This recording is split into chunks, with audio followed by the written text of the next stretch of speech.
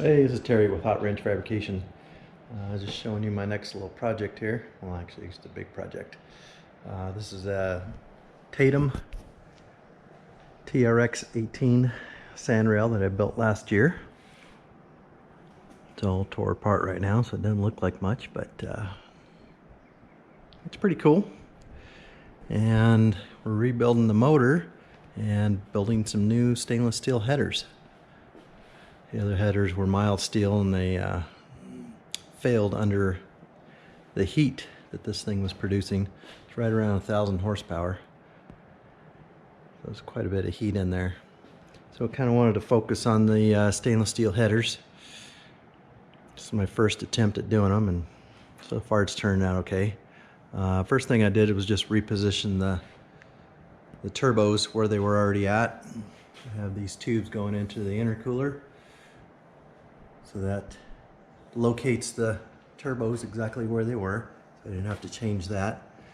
Hung them up with a strap here, and then I made these collectors.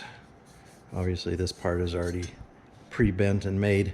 I just put the little elbow on there and then welded the V-band, welded the flange to it. So that dictated exactly where the pipes had to go. And tricky part's kind of getting both sides even, because both turbos go the same way, which means the inlet, the collector part's going to be completely different on each side. So I think I did all right getting them kind of even to where they look symmetrical. Once I got these positioned where I wanted them, basically all I had to do was just start filling in. I bought some stainless steel header kit from stainlesssteelheaders.com. Really nice quality, and they're easy to work with, so it's pretty cool. Started with this tube here, just chopped off my little, I started with U-bends, J-bends, chopped off this piece, and you could see it's just real simple, just two little pieces I put in there with one joint. This one I had to do two joints, didn't quite get the angle right. Everything's just tacked together right now in a stainless steel flange. And then these ones were a little more tricky, but I mean still not that bad. I had one joint on this one and then two joints on this one. I had to kind of kick it a little bit. You can see they all fit real nice. So the next step is to actually take these all out of the mock-up. They're just tacked in there. Take them all out and then clean, and I could start welding these things together. So the fit on these is really nice. That's the key to stainless steel, is you got to have a really tight fit. So they look pretty good. I'm happy so far. So we'll show you the process that I go through next. Alright, so now I'm starting to take all this stuff apart and do some welding. You can see this little bad boy just pops right in there. Nice fit. So I already welded this one up. Just trying to do some practice because I'm not the greatest welder in the world. So this is my setup using the AHP. Kind of an entry point welder, TIG welder, but it's pretty nice. I mean, it's got a lot of adjustments on there. It has the pulse setting on it, which I really dig. Using a dual flow regulator. And you need a dual flow regulator so that you can purge with argon when you're welding. So the kit came with these little plastic cups, which are okay, but you know, once they start getting hot, they're going to start melting. So I did purge the first one with this cup, which was fine. Then, because I have a lathe right over there, I whipped out a little purge cap. So that's going to go in the end of the tube here. Hook my hose on there, and then I'm going to have argon flowing through here. Now I can either put a purge cap on the other end of it, poke some holes, or like on the first one I just made a little aluminum foil cap to put it on there and tighten it up. So I think I'll start using these as long as it's far enough away from the weld. It's not going to melt. They're super easy to get on and off.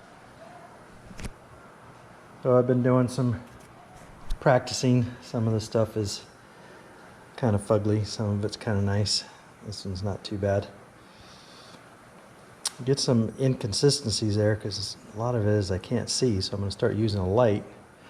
But if you can see inside there, I didn't back purge it on this one, and that's basically called sugaring. There's a technical name for it, and I forgot what it is, but it's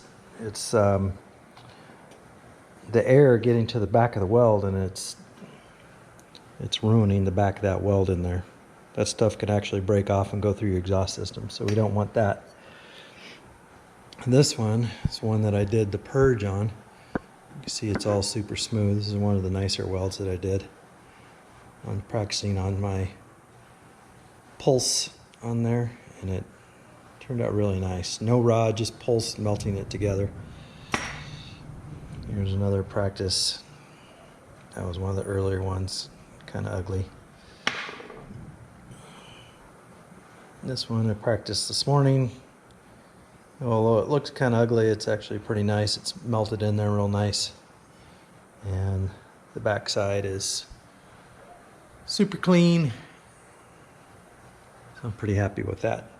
But as far as the first weld goes, not too shabby. Can't really see inside of it, but I'm sure inside it looks just fine. Got some nice color to it. This particular one had 2 joints.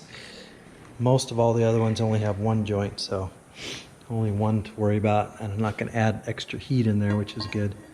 So once I get these all cleaned up, welded up, then you just put it back together like a little jigsaw puzzle. Weld the collector, weld the flange, and you have a header.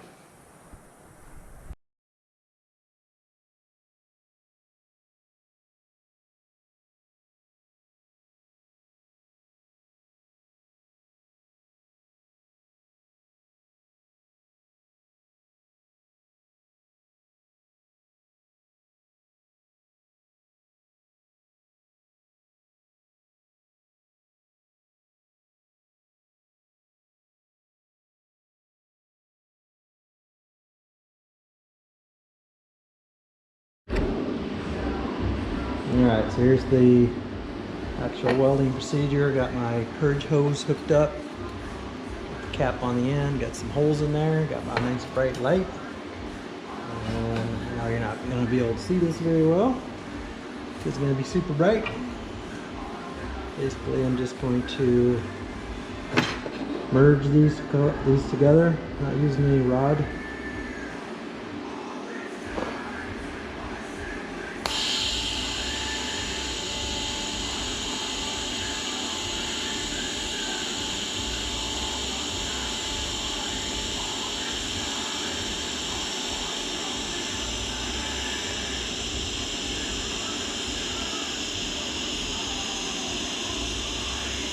Important to get the post flow. A little weld. Jump around so you don't heat it up too much.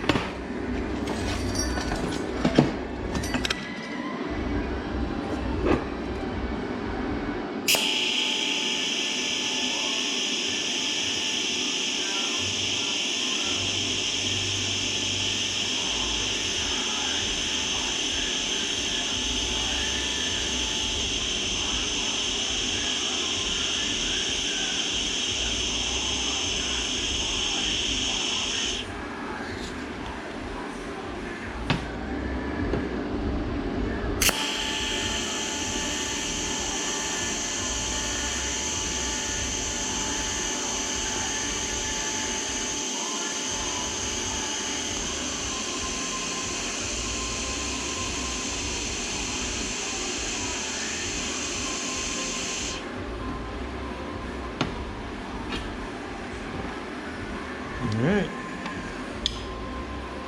Cap off. And there it is. Oh. Except for that part. Dang it.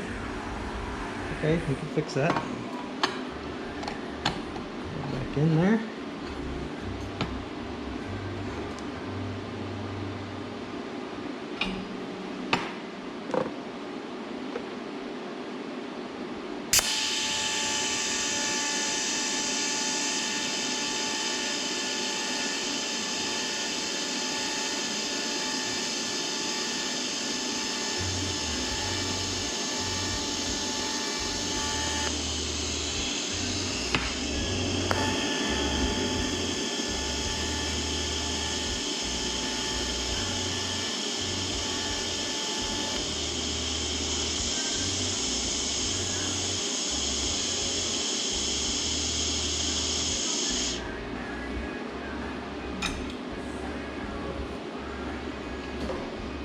Okay.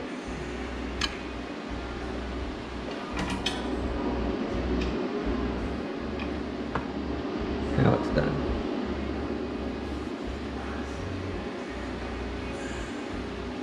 Not the best, not the worst. I'm okay with that. It's gonna stay together, that's for sure.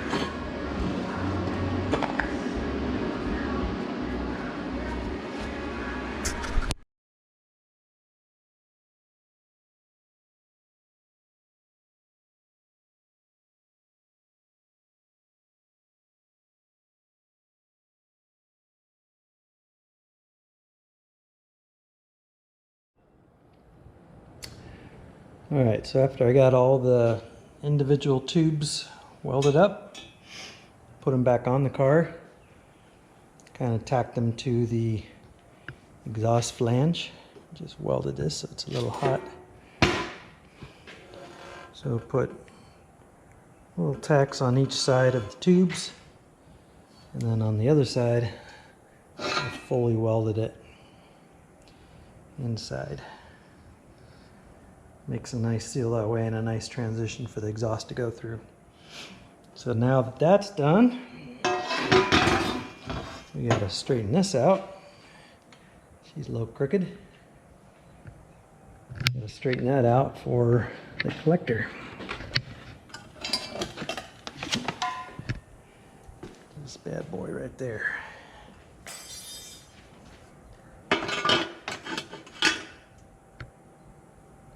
That goes on there like that. Straighten it out, pound it on there. I got to put a little button in the middle that connects these four so it seals up, and then I'll weld the outsides and then tack this on there.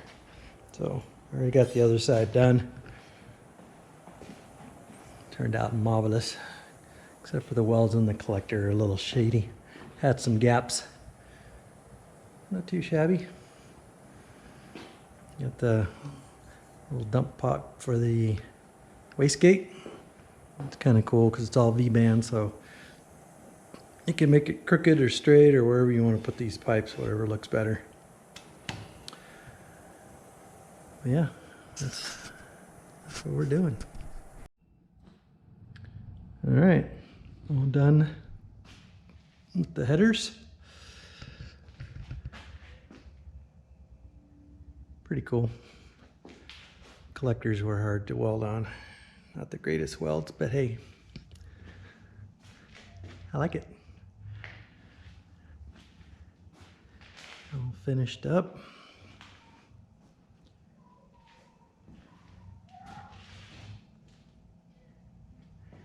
And then after we get the motor in and get everything together, we're gonna have two pipes coming out. Where are we at here? Right there. Coming out, meeting in the middle, and then kind of splitting out. So they're gonna merge and then split back out again. But there we go. Part one, headers, stainless steel. Boom.